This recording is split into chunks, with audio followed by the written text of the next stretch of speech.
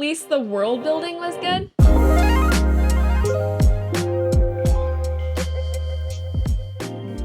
Hey guys, welcome back. July's poll winner for the spoiler talk is Immortal Longings. This is Chloe Gong's debut fantasy novel, and the premise was really exciting to me. It felt like a voluntary Hunger Games type competition, but with a fantasy/magical aspect. This novel is advertised as inspired by Shakespeare's Antony and Cleopatra. I had to Google this synopsis for that play because I am uncultured, but the author in the little Q&A in the back of the book did talk about how she aligned how Antony and Cleopatra from this play basically had trust issues, and that's what she instilled into Calla and Anton, our main characters of this book. The novel is about Princess Calla, who 5 years prior to the novel starting killed her whole family, and now she wants to finish the job by offing her uncle, the king.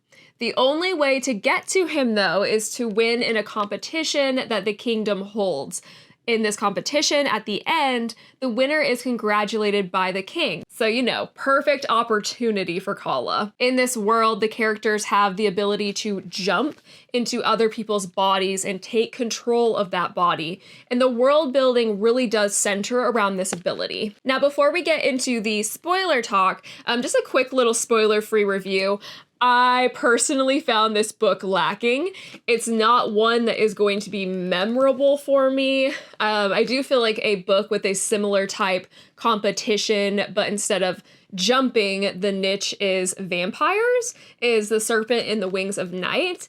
That one I really did enjoy, and I honestly recommend that book over this book. For Immortal Longings, the competition didn't feel like an actual competition. The plot was very slow. The characters were initially interesting, but then they kind of like petered out. And lastly, I felt zero chemistry for the romance aspect. Now, the good thing about this book is I found the whole jumping and everything surrounding that to be interesting, but overall it felt like this book was mainly just a lot of setup for the rest of the series. For this book series, I could see it being something like, oh, you know, the first book wasn't that great, but as the series went on, the other books get better. So now on to the spoiler talk. So if you have not read Immortal Longings and you do not want it spoiled, we will see you later. Don't forget to subscribe so that you can find this video when you finish the book. Okay, spoiler talk time. In the book, our three main characters are August, Calla, and Anton. The setting is the city of San Air in the kingdom of Talon. August is 21 and he is King Cassa's adopted son, and he is the Prince of San Air. Now, when August was 8, his father's sister married King Cassa, so him and his whole family went to go live in the palace. Now his parents are dead. Basically all the family members are dead. And so he's become like a son to the king. Like they're in the process of him like officially like adopting him so that he can take over the throne. Also, August is really skilled at jumping, and he has been trying to track down his cousin, Princess Calla. Calla is 23 and she is King Cassa's niece. 5 years before the story began, Calla killed her parents, the queen and the king of Air. Then, once Calla killed her family, there were two cities, one of San and one of Air. And then they became twin cities, and they were called San Air. And now King Cassa is the ruler over both of the whole thing, instead of there being two separate kingdoms. Whatever. And now, basically, King Cassa has been in hiding for 5 years since the murder of his brother's family. Calla was declared dead after she massacred her family. They think they got her, but clearly they didn't. And clearly the king and company don't believe that she's dead, because the king seems to be afraid to come out of the palace because he's afraid that she's going to come and finish the job, which he should be, because that's exactly her plan. So Calla has been preparing for this competition for the past 5 years. She's been hiding out and with some of her friends. She's been living with them. She's been training. She's ready to kill the king. So she enters the competition underneath a fake name, but August has been looking for her. He finds her, he basically pushes her through. But with her going into the competition, it doesn't seem like she's going to have an advantage because she doesn't ever jump out of her host body. She just uses her fighting skills. So everyone else are jumpers except she refuses to jump. The last main character is Anton. He is 25. Anton's parents were nobles before they were killed, and he grew up in the palace, and he was best friends with August. Now, August also has an older half-sister, Otto, who is now comatose, and she was Anton's beloved. So, but more on Otto later, because she doesn't feel like she's talked about very much in the book, but I know she's going to be important into the series moving forward. This book was mainly set up for the whole series. Now, Anton is interesting because he doesn't have a host body anymore. So he constantly just jumps from person to person. And this is because 7 years before the story began, Anton was exiled from the palace. And when he was exiled, they confiscated his host body from him. So now he just jumps from person to person, which has obviously made him a very talented jumper. Now, the setting feels very urban fantasy. The city has this old-timey feel to it, like medieval with the king, and like there's markets and they, use swords to fight. But at the same time, there are technologies, like they have pagers, but some people have cell phones and some people have computers. It was very mixed. And also everyone has their own personal ID number, like to enter their house. They enter in their ID number because people body jump so much. Your personal ID is like the only thing that you can really use to ID yourself, since anybody else could just be in your body. Now, the palace does declare that jumping is illegal. Obviously, people still do it. Now, the big thing with jumping bodies is most people only attempt it when they have a strong chi. That's QI. That's what it's called.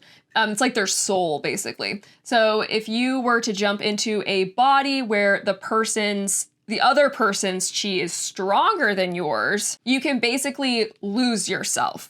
So when somebody jumps into someone else, they usually jump into somebody who is weaker than them, so that one body is containing two people. But the stronger of the two is the one that's actually controlling the body. Now, to jump, you have to make eye contact with the person's body who you want to invade.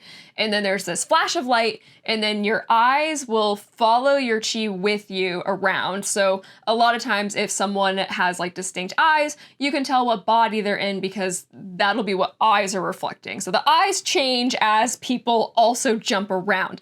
That's very important because some people like August and Anton has very distinct eyes. Their eyes are described as very like black, versus Kala's eyes are described as like this like really yellow. You can kind of tell like, oh, when you invite this person, oh, that person had green eyes, but now they're this dark black. Obviously, it's not the original person who occupied that body. Now, there are situations in which a person cannot be invaded. Firstly, if you have a strong chi, this could prevent another chi from entering your body. Next, if there are already two chis within one body, the max is 2. You can't jam more in there. Max is 2. Now, lastly, if you were born with Santa, this is a type of person who can jump into other people, but something with their genetic makeup, no one can jump into them. Now, these types of people are used for the kingdom's guard. For example, August is really close to his bodyguard, and his bodyguard is this Wisana type person, which makes sense. You don't want, bad guys being able to invade into the bodies of your bodyguard. So the vessels, as the empty bodies are called, can heal themselves. So if a vessel is injured while a chi is not inside of it, it will mend itself. If a chi is inside, for example, like during a killing blow, the chi will die along with the vessel. So the chi will only survive if the chi is able to jump before the killing blow. So that is a large gist of the world building. The world building in the story is very important since a lot of the story revolves around this whole jumping ability, and that seems to be the novel's main gimmick. The novel was not very plot driven. It was more towards world building. So I'm curious, and I'm hoping that when the more books come out that we'll actually get more of like a plot into future books, because this book felt very much like set up to like a bunch of things that are potentially going to happen. Now, with the competition, this is an annual event where people can pay to enter a lottery for a chance to get selected to participate. It starts with 88 people and they all kill each other until the last 2 people remain, and then it's a fight to the death in this arena, and whoever wins gets to shake the king's hand and they get a large cash sum. Apparently, jumping is deemed legal during the games, but that's not the point of the competition like I had originally thought before I started the book. All of the contestants basically just slink around the city for as long as it takes for 2 remaining people to be remaining and fight to the death. It could take weeks, it could take months. The only real rule of the competition is that they have to check in every 24 hours to remain active in the game. Overall, I was a bit disappointed with the competition. I thought there would be organized challenges or actual ways that they had to like compete against each other, but it was just a free-for-all within the city. And so the city is always covered in security cameras. So during this time of the year, the cameras are broadcast on all of the TV channels. So all of the citizens can watch the contestants whenever they encounter each other and, watch them fight. So now obviously there is a plot in the book. I just didn't feel like it was the main driving force of the novel. But for the plot setup, a few chapters into the book before the competition begins, August is able to track down Kala and he offers her a deal. The winner of the contest is awarded the prize by the king. So they'll come face to face with King Kasa. This is when Kala is planning on killing the king, and August does suspect this. And August wants to help her. August wants to become the crowned king, but he doesn't want to wait for King Kasa to die naturally, and it's too suspicious for him to kill the king himself. So Kala and August have the same end goal, so neither of them like how the country is being run and they want to start anew. August said he will help her to win the competition and get to the end, and then once she kills the king, he will pretend to be all surprised and grieving, but then once he's crowned the new king, he'll pardon Kala of her crime, and he will even let her be an advisor to the crown if she wants. So Kala agrees, and August says he will help kill off the contestants whenever he can, and he'll also make it so that her wristband doesn't have to be checked in every 24 hours. Now, there are a couple of other cogs moving in the story. We have Anton being added into the mix, but before we get into him, we do have this side political plot that ends up being important. But to be honest, I didn't care at all when it was happening during the book.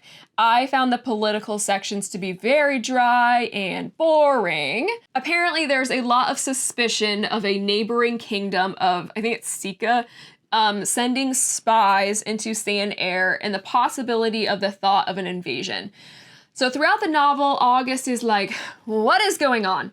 Well, turns out there's some treason going on within their guard, like Sand Air's, like August's kingdom's guard, but we'll get to that later. Also, throughout the book, we get to see how shitty of a ruler Kasa was and how much, like, he just doesn't care for the people of his kingdom. So, that all helps with us not being sad later when he gets killed off. Now, Anton.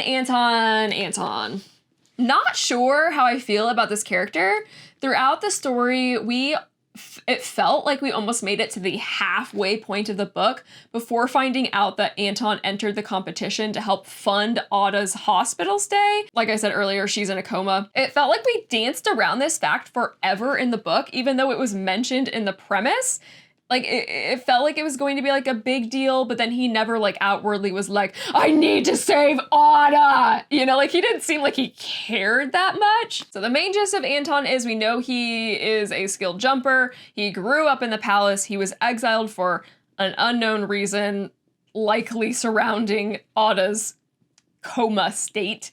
And now he lives kinda in the slums, and he really, really wants to win that money. So initially, Anton and Kala don't know each other, so they grew up in opposite palaces and opposite cities, and they knew of each other, but they had never met. So when Anton saw that number 57, which is Kala's number, was doing so well in the competition, he tracked her down to try and get rid of her, to increase his likelihood of getting to the end. Turns out she's a really good fighter, so instead he stole her bracelet, thinking that she would be deactivated within 24 hours because she didn't check back in. When it wasn't deactivated, he's like, what's going on? So then he saw the footage of Kala massacring her parents, put 2 and 2 together with her fighting style and was like, ah, the princess is alive. Kala, in turn, was found by this younger contestant who is like friendly with contestant 87, who is Anton, and finds out Anton is the one who took her bracelet. So she tracks him down. They agree to become allies until the very end, and they're going to work together to bring down the other contestants to try and get to the grand finale sooner. So Kala concludes that Anton must really hate the king as well if he's going to work with her, instead of, revealing to everybody that the princess is alive. And Anton is really salty with the palace. I mean, he got exiled, so I'm sure he's pretty pissed off about it, but also because of what happened with Otto. So she got like this type of sickness caused by trying to, so like when you jump too many times, it makes your chi burn out. And so her and Anton had this plan to leave the palace together. I think they got caught. So she tried jumping into all of these guards' bodies, knowing that they're the type of person you can't jump into. And then she burned out her chi and is now in a coma. So I guess that's why he's been exiled. She's in a coma and now he's trying to keep her alive. I don't really like the whole plot with Otto. Like randomly throughout the book, we get these little tidbits and info about her, but none of these tidbits show her in a favorable light. It only seems like Anton liked her, but then we learn that he wasn't really even that close with her before she went into a coma.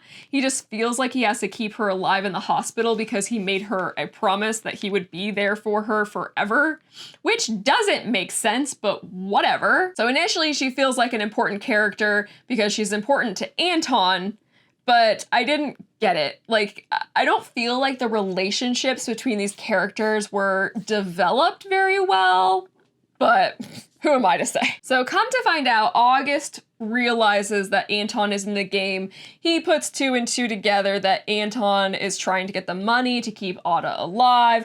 August is not happy with that.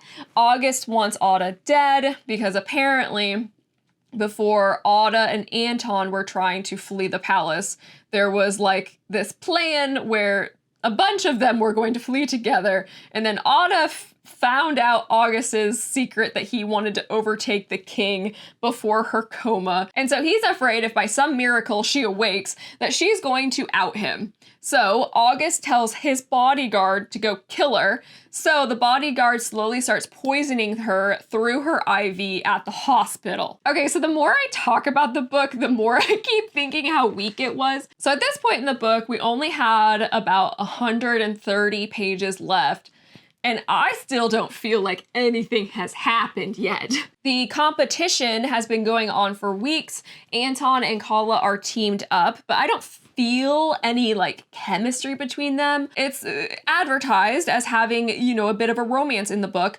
and I didn't feel it. I was just kind of like, I don't feel anything special between you two. So leading up to the last 40 to 30% of the book, I need to backtrack just a tad and touch on the B plot of the book. That whole political stuff I was talking about. So we get these small pop-ups from a character named Pompey. This character is also playing in the games, but she's more discreet. Pompey has special powers. She can jump without flashing light, and she can attack people without touching them. We find out she is the leader, I believe, of the Crescent Societies, which are almost like this type of religious group, and they still worship old gods at the Hollow Temple. Something fishy is going on with this temple. It's being hinted at throughout the whole book. It's also convenient. One of Kala's brothers, works at the temple. Friend goes to the temple to see the brother. Brother's not there. She gets abducted by the temple. So friend is missing, has been abducted. Throughout the games, random players have been being killed by nobody knows who. There's just been random deaths. The kingdom thinks that they've been being invaded by Sika spies who are doing these random killings. So they make an announcement to the kingdom to let them know about the invasion, and they also want to speed up the game and get this moving along because they're like, oh, we're probably being invaded, let's hurry up and finish this game. So the bracelets are pinging more frequently to try and get the contestants to find each other and kill each other more quickly. But going back to the temple, it's obvious that something shady is going on with the temple and the kingdom is not being invaded, and it all centers around what the temple is doing. So Kala gets informed that her friend is missing. Her and Anton go to the temple to save her. They go into the basement. There's a bunch of vessels in the basement with their hearts carved out. We don't really understand why. They're like, oh, what's the temple doing? Oh, there's her carving people's hearts out. Pompey shows up, and she can fight without touching you. And so she starts kicking their asses. Pompey, she attacks Kala. She goes to carve her heart out. Kala gets like a near fatal blow. Anton ends up saving her. But now, because, she was basically stabbed, they were going to carve around her heart. So, she's injured. So now she has to lay low while she heals. So once he saves her, they have a chat, and he learns why she doesn't jump. And we find out that she jumped once when she was 8 and never again. So when she was 8, she was actually a random village girl who jumped into the real princess when the royal people were on a tour of the countryside. And that's where she's been ever since. So this is not the real princess, but basically for the last 15 years, she's grown up as a princess. And she doesn't know if after these 15 years, the real princess is still hidden somewhere inside of there or not. But she, refuses to jump now, because if she jumps out and the princess is still in there, she's gonna be like, I've been trapped for 15 years. But Anton's like, there's no way that the princess is, she has survived this long. She's usually fade out within a few years or whatever. And she's like, well, nobody else, because people try to invade her body, but nobody can, because apparently there's 2 Chis in there. So it's a big mystery. I'm sure we'll find that out in future books, whether or not the real princess is still in there somewhere. So I actually did like this twist. I did not see it coming, but it does make a lot more sense as to why Kala feels so passionately about overthrowing the monarchy, because she truly does disagree with how things are handled, because she used to be one of the villagers. And it's interesting because earlier in the book, when Anton was seeing the footage of her killing her parents, he noted that oh, it's crazy how she could just so unemotionally just fucking kill her parents. And it's oh, well, I guess it's because they weren't her real parents. So that's personally a twist I didn't see coming, and I think I liked it. Moving on. Some time has passed. Kala is healed. August sent a hitman after Kala to nudge her back into the game. She thought it was Anton. She confronts Anton. They make up. They have sex. They decide they don't want to fight each other at the end because they love each other for some reason. But when Kala tells August, August is like, no, we're sticking with the original plan. You need to kill Anton. Okay, and then we have this random scene. I just had to talk about this because it felt so weird, and I didn't like how this section was done. I was just like, what was the point of all of this? So we get this scene of August killing Pompey, the leader of the temple, who was this really unbeatable person, and it felt like she was being set up as being the bad guy, even though she was this really, really super side character. And then he just quickly throat cut, dead. I was just like, what's happening? Then we had this confrontation scene where we find out that this other side character, Lita, who is August's childhood friend, and now she's the head of his royal guard. So Lita is the one that has been feeding this information about the fake invasion stuff to try and divert the fact that she's been the one working from the inside, because she also doesn't like how the kingdom is being run, but I don't think that she thinks that August is going to do a good job either. It feels so quick that it gets revealed that Lita is working in the background and she gets arrested because of the treason. And then we just move on and we get back to the conclusion of the competition. It's like 2 pages where it's like, Lita, she's in a jail cell. I'm just like, can we pivot and focus on that a little bit more? Because I don't know what's happening. Which again is why I'm like, this whole book is just set up for the rest of the series, which is fine. But at the same time, I wanted to feel like anything happened during the book. So back to the competition. So obviously August got his way and Kala and Anton are in the finale together. They're doing their final battle and Anton's like, don't do this, Kala, there could be another way. And Kala's like, oh, sorry, boo. And she stabs him and he's dead. So she kills Anton because she decides the fate of her kingdom and killing the king is more important than her love for Anton. So then she becomes face to face with the king just like she wanted. And then she super like undramatically just lops his head off. And it's like, oh, okay. Like that's another thing that like, that was like a paragraph and nobody really seemed to care. And then the book ends with August being crowned the king. Except in this moment, Kala realizes that August is not the one being crowned.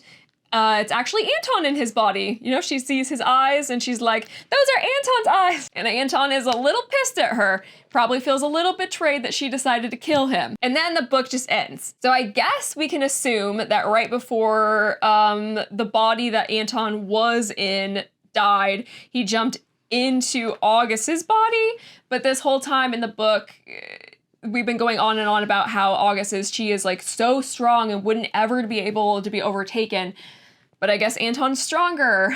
Also, Anton has never been able to jump without the flash of light, but we know that it's possible. So in that moment, he must have been all of the sudden able to do it. Oh, also, right before the book ends, we get a flash scene in the morgue of the hospital where Otto is, you know, because she's been in a coma with something that is very clear throughout the entire book is impossible to recover from.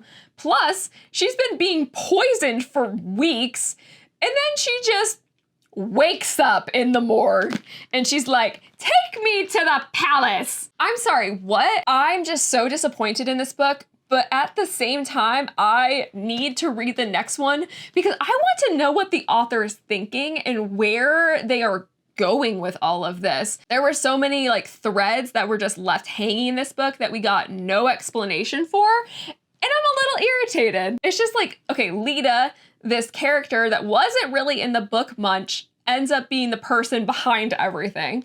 Pompey, the person who was supposed to be the leader of this temple, who's really powerful, is just killed instantly by August. And then Otto, this comatose patient who has been comatose for 7 years and has been being poisoned for weeks, just wakes up. I need to know how everyone else feels about this book. I truly do think the book was used just to world build for the series because the plot points were just all over the place. I really, really hope that the next book is more plot driven and it explains everything that I'm so confused about. So that's where I'm gonna end it today. Thanks so much for watching. I really do appreciate it. Don't forget to subscribe to the channel and we'll see you next time. Bye.